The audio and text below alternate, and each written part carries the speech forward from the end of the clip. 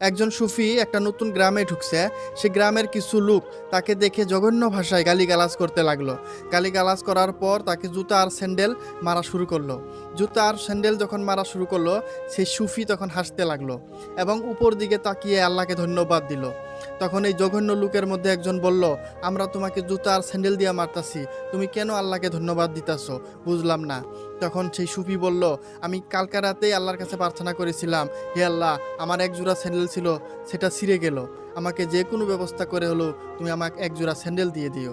আর আজকে সকালেই দেখো তোমাদের এখানে আইছি, তোমরা কত স্যান্ডেল আর জুতা দিলা আমাকে। আমার তো এতগুলোর প্রয়োজন নয়, আমি তো আল্লাহর থেকে মাত্র এক জোড়া চেয়েছিলাম, আর আজকে সকালেই দেখো আমাকে কতগুলো জুতা আর স্যান্ডেল দিয়ে দিল।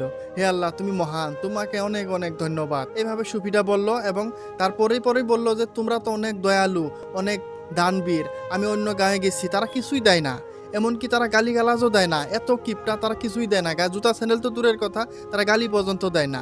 তোমরা মহান। আরেকটা কথা মনে রাখো, যার কাছে যে আছে সে সেটাই দিবে।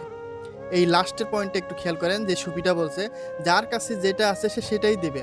তোমাদের কাছে জুতা স্যান্ডেল গালিগালাজ আসছিল, সেটা দিয়েছো, অনেক ধন্যবাদ। যার কাছে যেটা আছে সে সেটাই দিবে। এটা শুধু তাদেরকে বলে না, আমাদেরকেও বলছে। আমরা যখন মানুষকে কাউকে ভালোবাসা দিই তখন বুঝতে হবে যে আমাদের কাছে ভালোবাসা আছে, এবং হিংসা ঘৃণা প্রকাশ যখন করি তখন নিজেই খেয়াল করতে হবে যে আমার কাছে আমার এটাই আছে, এটা ছাড়া আর কিচ্ছু নাই। আমরা প্রতিদানে যাকে অন্যকে কিছু দেই তখন নিজের দিকে একটু তাকালেই হবে যে আমাদের কাছে কি আছে, ভালোবাসা আছে না ঘৃণা আছে।